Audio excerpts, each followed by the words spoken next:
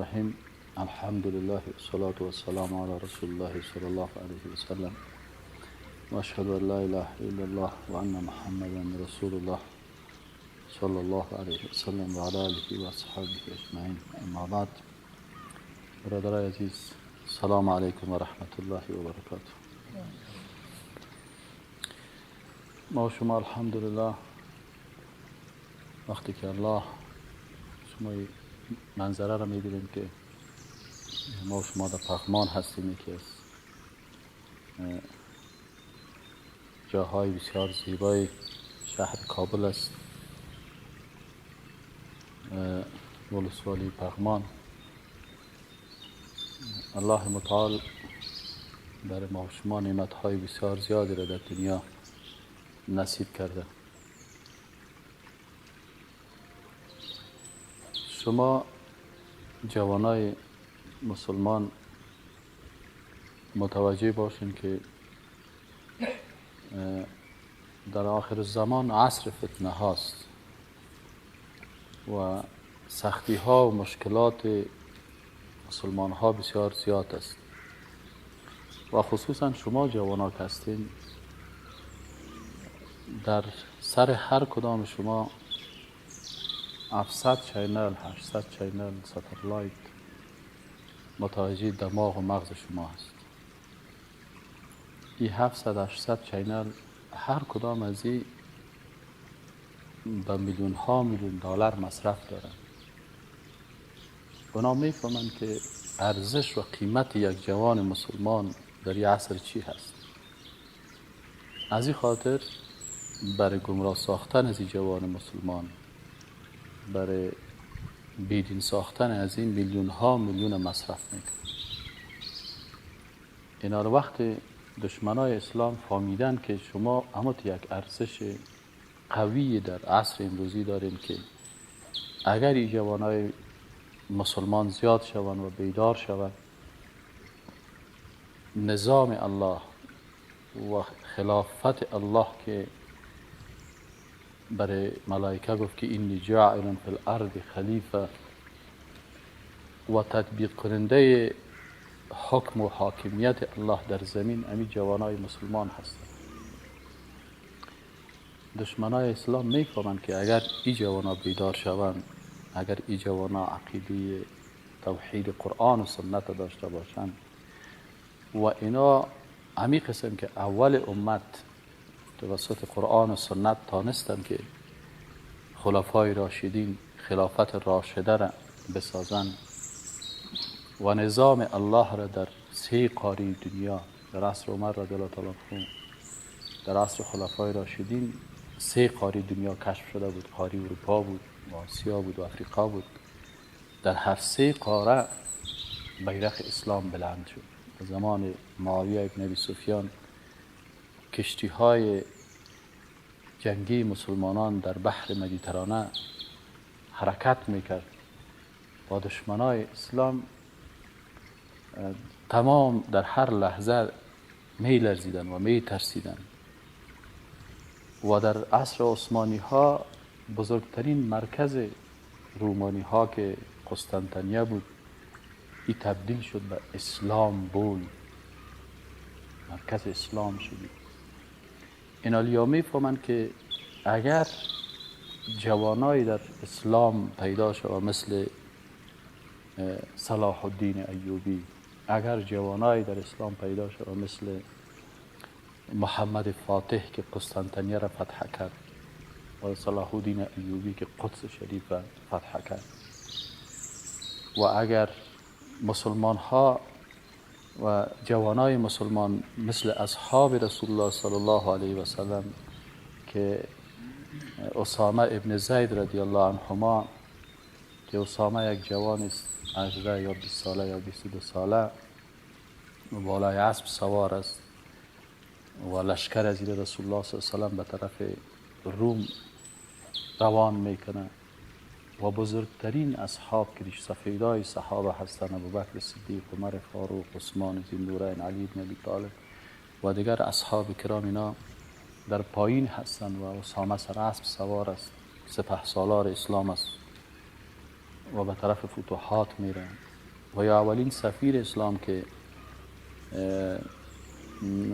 مصعب ابن عمیر رضی الله عنه هست، با چهره زیبا رسول الله صلی الله علیه و آله وقتی میبینه که اما تو جوان است و زیبا هست و شخصیت در سن و سال نیست. در عصر رسول الله صلی الله علیه و آله وقتی که شخصیت ها را تعیین میکردن تا اونا بخیزن خدمات بسیار بزرگ بکنن، مثل که حال برای ما شمایی است که این ریش سفید است، کلان است، سنش بلند است.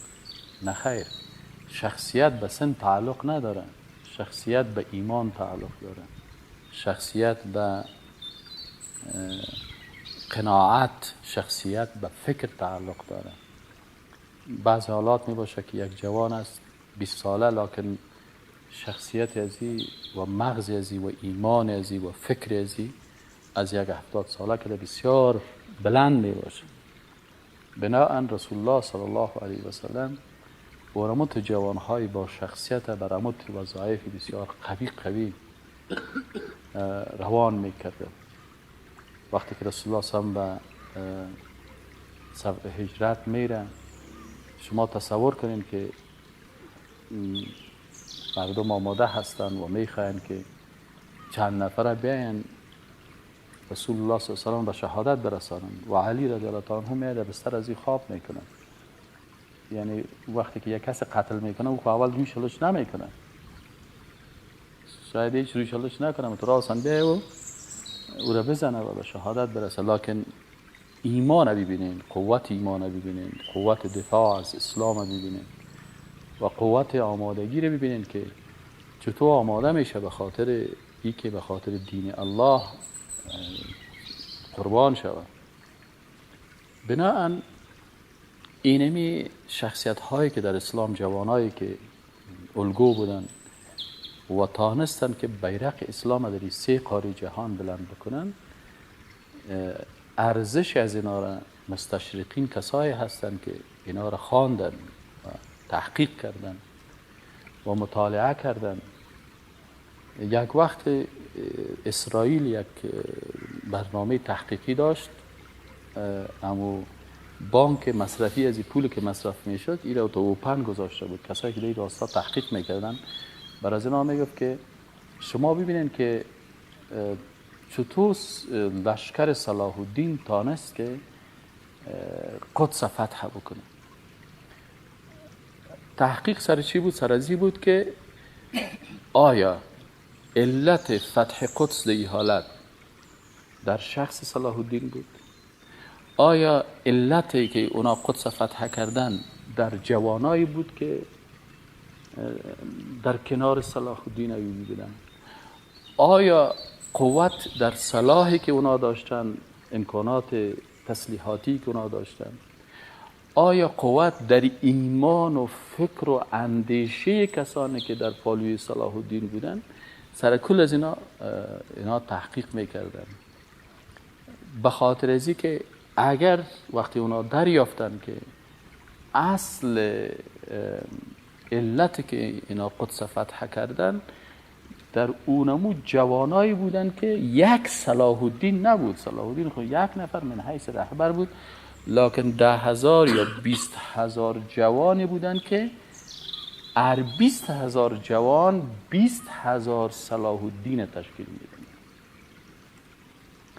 امی قسم در قسطنطنیه وقتی که فتح میکردن قسطنطنیه را، این 20,000 30,000 یا 40,000 یا 50,000 لشکری که هست، یک محمد سادس، محمد فاتح خب من حیث رهبر محمد فاتح هست، لکن امی 50,000 نفر جوان یا 50,000 محمد فاتح هست. بناهن این 50,000 محمد فاتح که این محمد فاتح یک جای شدن که ناتانستن که این کار بکنن. پس برنامه چی هست که باید جوانا را نگذاریم که مثل صلاح الدین ایوبی جوان تربیت شده. ایمانی که علی ابن ابی طالب داشت جوان نگذاریم که اوتی یک جوان با ایمان پیدا شده. شخصیت باید مثل مصعب ابن عمیر در بین از جوانا پیدا نشد.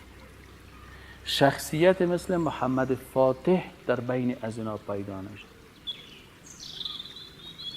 دی شود این حالی این جوان باید 700 چینل با میلیون ها میلیون دلار برای چی هست؟ برای محو شخصیت جوان ها.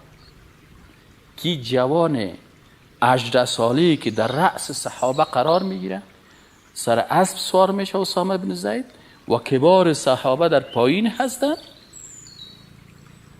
تو این جوان 18 ساله تصور کنید دارای چه شخصیت است. نه، باید از این جوان 18 ساله و 20 ساله رقاصه ساخته شود، جسم فروش ساخته شود، جسم خود عرضه بکنه، بدن خود عرضه بکنه، برقصه، بخوانه، لودگی بکنه. متوجه هستیم؟ تا که این جوان با اینی به شخصیتی خود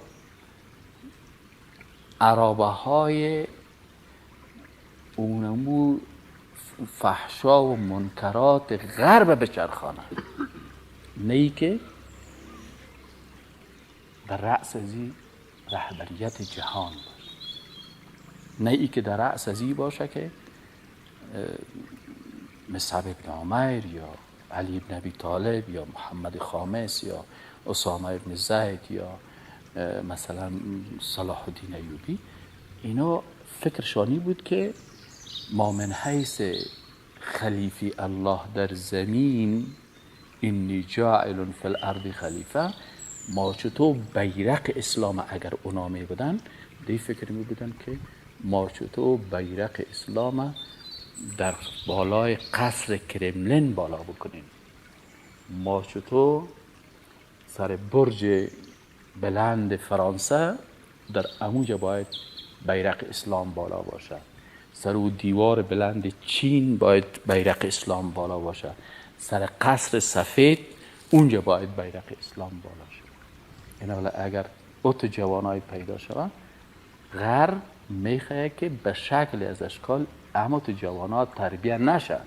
از این خاطر هر مجلس و هر جوانی که به این خاطر کار میکنه، بر از اینا شیطانای انسانی و جنی را وظیفه میده که تا مجلس از اینا را و برنامه از اینا خنثی باید شد. و وقت شیطان این کار میکنه، آیا آل این کار میکنه؟ در وقت از اینا نمیکرد؟ بله در اون وقت هم این کار میکرد. اگر امروز امی برنامه ها برای از بین بردن جوان ها هست، ای در اون وقت هم به نام دارالندوه و مجالس و پروگرام ها و ایگپا در اون عصر هم وجود داشت. ولی انسان 3 سنگر داره. 3 سنگر داره. یک سنگر زمین است که ما تو بالای ازی زندگی میکنیم. این خط اول است. خط سوم است. خط دوم جسم تو هست. این سنگر دومی تو هست که در مقابل دشمن مقاومت میکنی. و سومی سنگر قلب انسان است. در بسا حالات میشه که دشمن سرزمین بگیره، در بعضی حالات میشه که خود انسان اسیر بکنه، جسم انسان در تحت تأثیر دشمن اسلام قرار بگیره. این دو تا ممکن است. اما خطر در کجا هست که سنگر قلب بگیره و باز ما قلباً به برنامه کفر راضی شد. یعنی سنگر آخری خطرناک است که اگر این باز گرفت، بلال حبشی را وقتی که در روی خاک منداخت و سرش دلش سنگر میگه، او میگه درست است جسم مرا تو گرفتی، اما تو قلب مرا نمیتونی که پایی بگیری. هر کس که قلب خود باز از دست داد، شکست پذیرفت، اون وقت باز شکست حقیقی است. از این خاطر اگر سختی می سر رسول الله صلی الله علیه و سلم سختی های زیاد آمده، سر صحابه زیاد سختی آمده. این قصه های از اینا که ما شما سیرت میکنیم بر از این است که ما بگیم یک داستان است، یک قصه است، خلاص این قصه را برش چیز بکنیم. مخالفت، تهدید، توهین، تحقیر. وقت رای رسول الله صلی الله علیه و سلم گرفتی، خود مقایسه بکن. آیا جسم ما بهتر و برتر است یا جسم رسول الله صلی الله علیه و سلم؟ آیا ناموس ما برتر است یا ناموس رسول الله صلی الله علیه و سلم؟ آیا ما بسیار ارزش دارم یا رسول الله صلی الله علیه و سلم؟ وقتی که مقایسه بکنیم، آیا جسم رسول الله صلی الله علیه و سلم خون آلود نشد؟ آیا خود رسول الله صلی الله علیه و سلم در بازار مکه میرفت توهین نمیشد، تحقیر نمیشد، آزارش نمیدادن؟ اما کثافات قصابی ها که قصابی میکردن، اما کثافات شطور که اونجا میمان، روده و چیزاش گنده شدگی در سر نماز سرشانای رسول الله صلی الله علیه و سلم انداخته نمیشه. این حال اگر یک دعوت کرده مسلمان خود مقایسه بکنه که او سختی های رسول الله صلی الله علیه و سلم ما نهایتش یک کلمه گرد که یک نفر یک پسپسه که یک شیطانی گرد که یک چیز شد متاثر میشیم. هیچ وقت متاثر با انسان نشد. چرا؟ وقتی که دشمنای اسلام ارزش تو رو درک کرد که تو چند میلیون دلار مغز تو قیمت داره، سرمایه گذاری کرده، تو رو میخوای کافر بسازه، تو باید ارزشش رو درک و تحت تاثیر تبلیغات، تحت تاثیر برنامه های از اونا، تحت تاثیر تهدیدات، تحت تاثیر مثلا گپ زدن، لا تسمعون من الذين كفروا والذين اوتوا الكتاب اذى كثير. قرآن میگه که شما از کافران، از بیدینا، از منافقا، از مشرکا، از اهل کتاب یهود و نصارا بسیار ضررها را شما میبینید. اما وقتی که ایمانت قوی بود، ارادت قوی بود، که با هر سختی که من میبینم یک قدمی به رسول الله صلی الله علیه و سلم نزدیک میشم، با گپی که من میشنوم. چرا اشد الناس بلاء الانبیاء، سخت‌ترین کسایی که امتحان زیاد میشنن کی بودن؟ بنابراین هر کسی در خط پیغمبر حرکت کرد سختی ها سرش میه. وقتی که سختی ها میه، هر سختی که سرت آمد و تو احساس داشتی که ما یک قدم به کی نزدیک شده؟ به رسول الله صلی الله علیه و سلم. پس چقدر خوب است که سختی ها رو ببینیم. چقدر خوب است مثلا به خاطر دین اسلام توهین شویم، تحقیر شویم، دشنام داده شویم، بدگویی شویم، پشت سر ما گپ زده شویم و حتی بیشتر از. چرا؟ اینمی سنت الهی هست که هیچ پیغمبری را شما سیرتش نخونید و هیچ صحابی را نبینید در گردن از اون مردم چی انداخته باشه؟ گل انداخته. هر پیغمبر را شما سیر کنید که یا به شهادت رساندنش یا اذیتش کردن یا از قید. حتی روز اول که رسول اکرم صلی الله علیه و سلم پیش ورقه بن نوفل که میره، او برش میگه که کاش که امروز که تو را از قریه میکشه. حالا ما بهش بسیاری وقتا از قریه نمیکشه، میگه در قریه درس ندی. رسول الله صلی الله علیه و سلم از قریه آیا مرا میکشن؟ ترى بالاخره قریه میکشه. بار یکار وقت که پانتون دیستم درست یا دو کریدت یا کریدت میسده تا بار از پانتون نکشیده. اما آدم باید منتظر باشه، به خاطر از اینکه پیغمبرها کسی که کار پیغمبر میکنن، کار دینه میکنن، فهمیده یعنی بخاطر به رسول الله اما خریجیه و ای قوم که مرا مثلا با افتخار حجر الاسود برای میره پیشی میمونه، حالا حجر الاسود ای بانه و علی امین است و صادق است و طیب است و طاهر است و همین کسایی که مرا دوست داره. متوجه هستین؟ یعنی ابو لهب کی بود؟ ابو لهب کسی بود که وقتی که رسول الله صلی الله علیه و سلم چی شد؟ اول کریز خدا ایرایی کرد، دوباره رسول الله صلی الله علیه و سلم شیر بکن. اول همون کنیز خدا خوشی میکرد که همین کسایی که مرا طیب و طاهر و صادق امین میگه، همین ها مرا میکشن. بله. اول گپی را وقتی که دیندار شدی از کی میشنوی؟ از امو دوست بسیار نزدیکه، شاید از پدرت، شاید از مادرت، شاید از برادرت، شاید از او. از این خاطر انسان جوان مسلمان ارزش را درک کنه و اگر درک کرد و نمود ایمان مثل ایمان صحابه داشته باشه، مثل ایمان مثل صلاح الدین ایوبی، مثل محمد فاتح، اگر ما ایمان داشته باشیم باز هیچ وقت تحت تاثیر هیچ برنامه دشمن اسلام قرار لکونه مستقیم به خپل مکانیم که بهار را باندې راسی که خزان.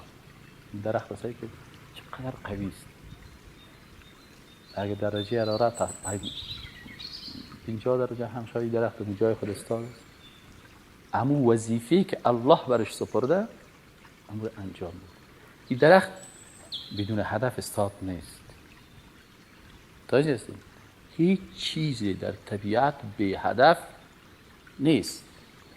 اینمی برگ، بوته، درخت، نبات، سنگ، چوبی که ما بتونه میدیم کلش به فرمان الله و تسبیح الله.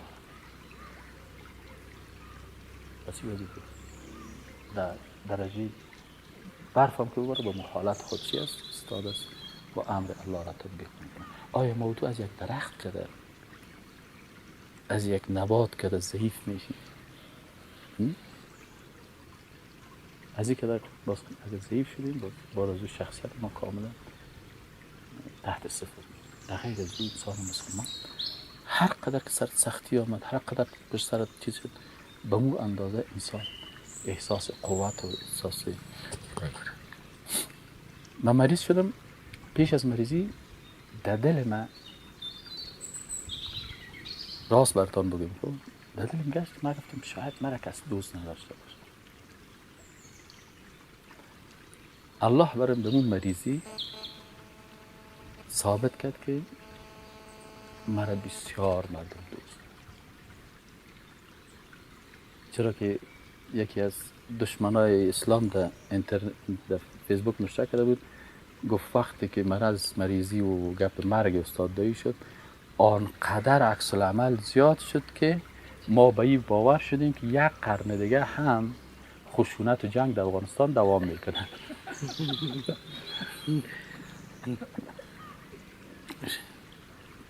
یعنی ما به حساب اونا فکر میکنیم ما کسی پیامبرای خشونت هستیم و جنگ هستیم و اگر هستیم جنگ حق است و خشونت به خاطر حق است، انشاءالله یک قرن گفتن به خاطر صدایی دوام میکنه، یک قرن به خاطر صد مسلمیار دوام کنه، یک قرن به خاطر قاریتار، یک قرن به خاطر شما و ترا، بالاخره مثلا والعاقبت للمتقین. بالاخره اینو میخواستیم چیز میکنه. و من دیدم که سبحان الله همین مریضی، یعنی چیزی که چند پیام برام داشت. یک پیام دیگه است که کت قاری صاحب شیشته بدیم که ما هیچ خود بسیار چیزی صاف میکردم، مثل که ام المؤمنین عایشه صدیقه را در آنها میگه وقتی سرمت تومت شد و چیزا زیاد شد، میگه من فکر میکردم که الله مرا از این تومت نجات میده، لکن ای که الله بر من چند آیت قرآن نازل بکنه اینه میگه من تصور نمیکردم، لکن الله رحمان رحیم است. من تو فکر میکردم که شاید چیزای زیاد باشه، لکن ای که باز رسول الله اصلا بر من پیام روان بکنه. یکی از برادران من گفت من شخص رسول الله صلی الله علیه و آله خواب دیدم و برای من گفت که برو بر استاد دایی بگو، این قرصه برو بر استاد دایی بگو که چی هست، سرمان بسیار نام ها مانده، اشکو که متاثر باش. وقتی که رسول الله صلی الله علیه و سلم یک پیام آمده بسی یک کسی خواب از دیگه من رآنی، فقط رآنی او آدم نیکبختی که رسول الله صلی الله علیه و سلم دیگه برامات یک پیام شد الحمدلله حتی شخص رسول الله صلی الله علیه و سلم هم در فکر ما و انسان‌های بیچاره و ضعیف از این کرده دیگه والله مخواه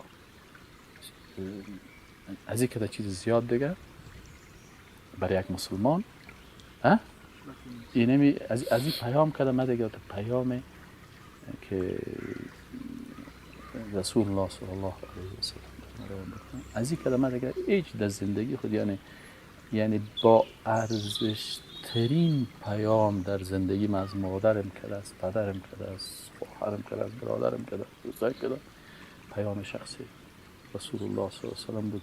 اللهم صل علی محمد و علی آل محمد کما صلیت علی ابراهیم و علی آل ابراهیم انک حمید مجید. یعنی ما و شما که خود بسیار عاجز و بیچاره و مسکین ترا میگیریم. ایمیل پیشه در ما شدم، صلاح الدین جوان است و در ما آمد گفت که من استاد یک خواب دیدیم براتون ایمیل میگم میرم. چی خواب دیدی؟ گفت که ما خواب دیدیم که عبدالله ابن عبدالعظام بسیار شخصیت بزرگ است، کتابای از او ترجمه شده، اگر از او خوانده بتانیم بسیار صاحب فکر بوده و ای در وقتی که جهاد به ضد روسا بود بسیار خدمت کرده و بسیار آدم است. الله دیگه شهادت که است او چی است؟ چیزی است که الله در روز قیامت شهادتنامه‌اش میتخواد. ما شما نمیتونیم کسی بشیم، خب میگیم الله در جمله شهاده محسوبش بکنه، قبول بکنه. یعنی شخصیت بسیار بزرگ بوده. او بر من گفت که استاد ما خواب دیدم که عبدالعظام خطبه میده و شما و ما قرار شیشتیم خطبهش گوش میگیریم. او همه خبر من بوده در گوش ما فهمید یک خوش خبری است براتون باشه که یعنی ما و شما شاگردای از اونها هم انشاءالله اگر الله حساب بکنه. پس شما جوانا خودتان خواهش من هست ارزش خود درک، ارزش ایمانتان درک، قیمتتان درک. حداقل اونم قدر ارزشی که کافرها درک کرده که یک جوان مسلمان چقدر ارزش داره و چی میتونه بکنه. و اینمی جوان است که بیرق لا اله الا الله را در قصر کرملین و در قصر سفید و در فرانسه و در چین و در تمام دنیا در اروپا و افریقا بلند میکنه. اینمی هست، اینمی شما هست. پس هر جوان مسلمان باید ارزش خود درک بکنه. خود در مسائل خرد و کوچک و ریزه و اختلافات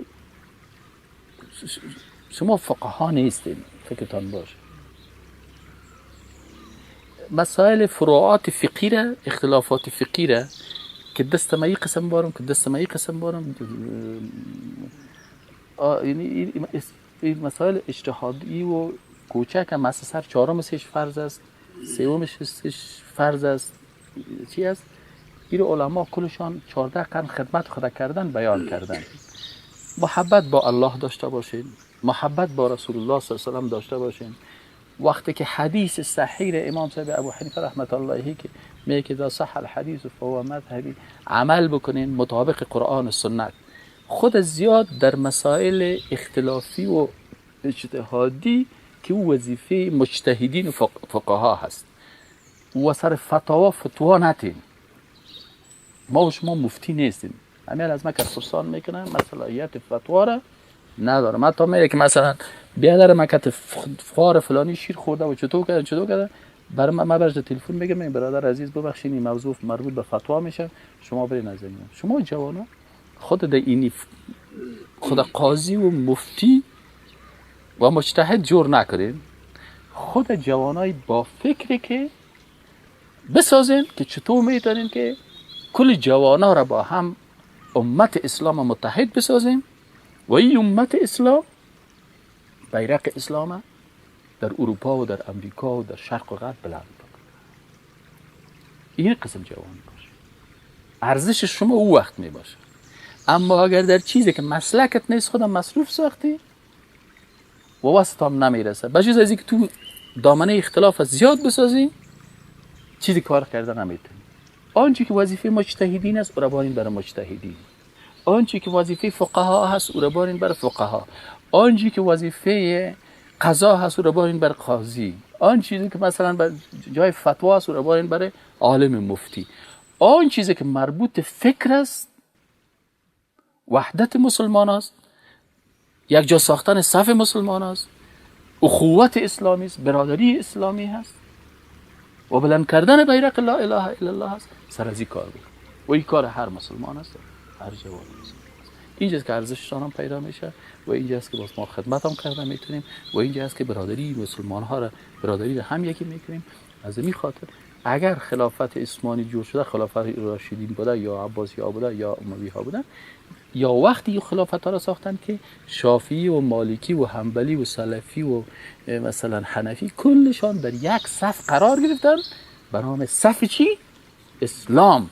و در مقابل دیگر بت پرست، آتش پرست، بیدین، ملحد، مرتد، مشرک و صف کفر قرار میدن. پس ما باید صف مسلمان ها را چی کنیم؟ واحد بسازیم و در مقابل دشمنان اشداء و علی الکفار رحماء بین تراهم رکعا سجدا یبتغون فضلا من الله و رضوانه. اینی شناخت صف است و شناخت فکر است. از این هدف ما در هر مجلس جوانان اینمی است که ما چطور جوانای مسلمان با فکر موحد یکتا پرست عامل به قرآن و سنت داشته باشیم. و السلام علیکم و رحمت